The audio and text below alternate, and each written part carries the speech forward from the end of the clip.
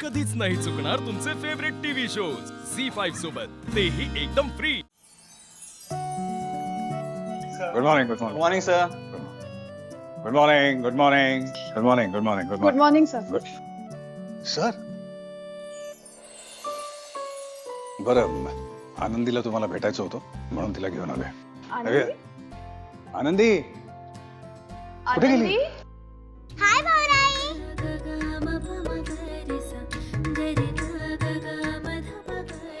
या. आई मी आज येणारच नव्हते पण बाबांनीच मला इथं आणलं. अरे च्छा. पण तुमचे बाबा तर मला म्हणाले की तुम्हाला मला भेटायला यायचं होतं म्हणून ते तुम्हाला इकडे घेऊन आले. तर अशा पद्धतीने ही माझी नेहमी पंचायत करते. सकाळपासून तगादा लावला होता की मला भावना आईला भेटायचे, भावना आईला भेटायचे. त्यासाठी मॅडम शाळेत नाही गेले. अरे बापरे. अशीच गंमत केली. मला तुला रोज भेटायचं असतं. तू कधी येणार आमच्या घरी? लवकरच ये ना बाळा.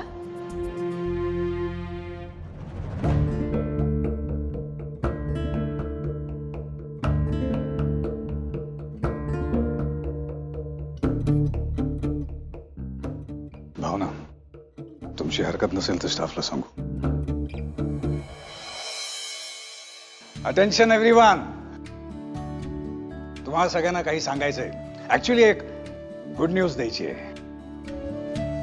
भावना आणि मी लग्न करतोय.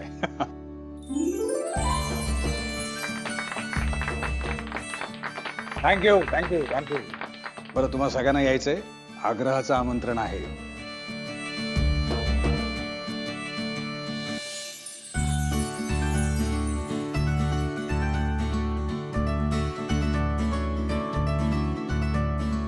बरं भावना, कॅबिन मध्ये जरा मीटिंग बद्दल डिस्कस करायचं. नाही बाबा, ती बिझी आहे माझ्यासोबत. मला गप्पा मारायच्या आहेत.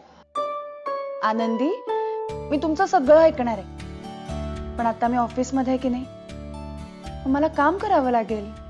काही हरकत नाही भावना. तुमच्या गप्पा झाल्या की भावना आईला तुमच्या पाठवा. बरं. Okay guys, today's lunch is on me.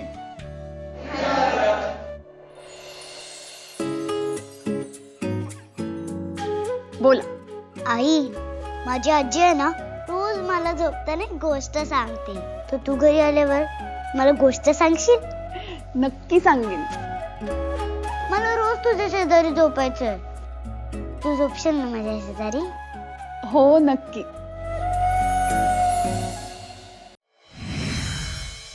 गुरुजी, देवीच्या कृपेने आणि तुमच्या आशीर्वादाने आमच्या भावनाचं लग्न ठरलं हे तुम्हाला माहिती आहेच. तिच्या सासरची मंडळी सुद्धा खूप छान आहेत. आज तिच्या लग्नाचा मुहूर्त काढण्याकरताच आम्ही आलोय.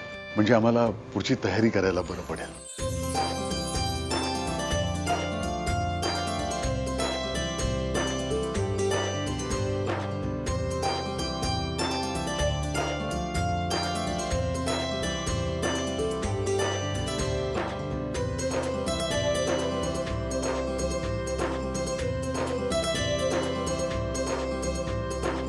येणारे हे 4 दिवस अगदी शुभ आहे. मात्र पुढचे 6 महिने भावनाच्या पत्रिकेत लग्नाचा योग नाही. तेव्हा मला वाटतं पुढच्या 4 दिवसातच आपण एखादा योग्य मुहूर्त ठरवू. अहो गुरुजी, फक्त 4 दिवसात सगळी तयारी. मी काय म्हणते, त्या वनजाताई पण घाई करतायत. येत्या 4 दिवसात करून टाकूया ना भावनाचं लग्न. आपण सगळे आहोत, होईल काहीतरी. गुरुजी, त्या 4 दिवसातला जो उत्तम मुहूर्त आहे ना, तो सांगा. हो.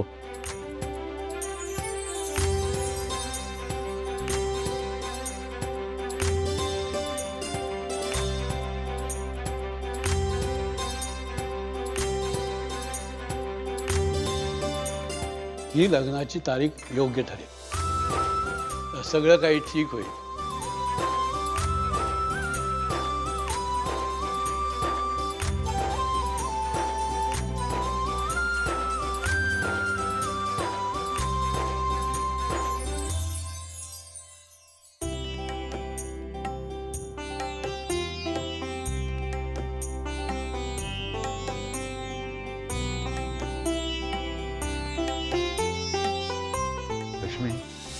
मला वाटतं आपण शंकरच्या घरी जाऊ.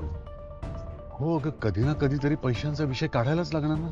नाही बरोबर आहे तुमचं, पण आत्ता विषय काढणं थोडं घाईचं नाही का ठरणार? म्हणजे शंकर भाऊंचं कुटुंब अजून सावरलं पण नसेल. मला कळतंय ग, पण काय करणार, आपल्यालाही पैशांची गरज आहे. अगं भावनाचं लग्न 4 दिवसांवर आहे आणि 10 लाख म्हणजे काही छोटी रक्कम नाहीये ना लक्ष्मी. तसा चंदू समजूतदार आहे, तो आपली गरज समजून घे. अगं आणि मला शंकर म्हणाला होता की पैशांची व्यवस्था झाली म्हणून. चल आपण लगेच जाऊया शंकरकडे. चल. ठीक आहे.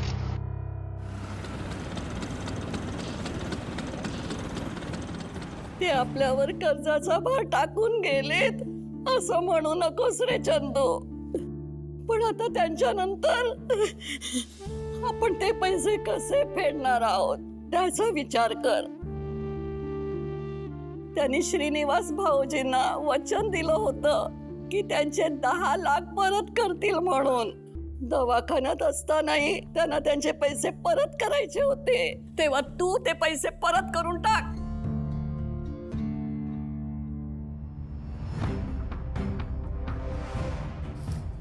आई, बाबांचा पगार किती होता ग आणि खर्च किती होता? काही ताळमेळच नव्हता.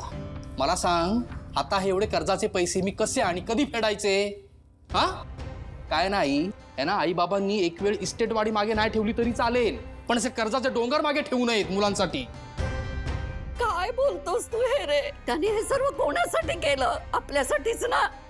हे घराचं कर्ज घेण्यासाठीच ना. हो मान्य आहे मला, पण ते कर्ज फेडणार कोण आता?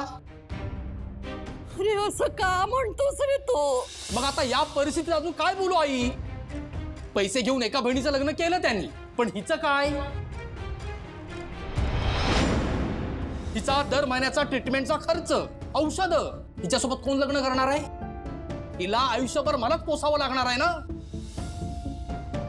अरे पण आपल्याला काय माहित होतं रे ते अचानक सोडून जातील ते. हे असते ना तर खरंच त्याने हे कर्ज फेडलं असतं रे.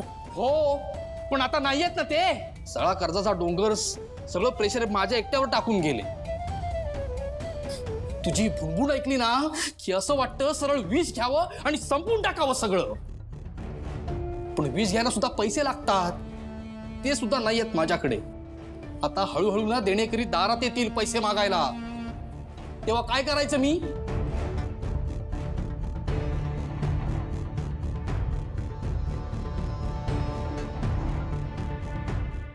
एक बाप म्हणून मी अपयशी ठरलो का लक्ष्मी?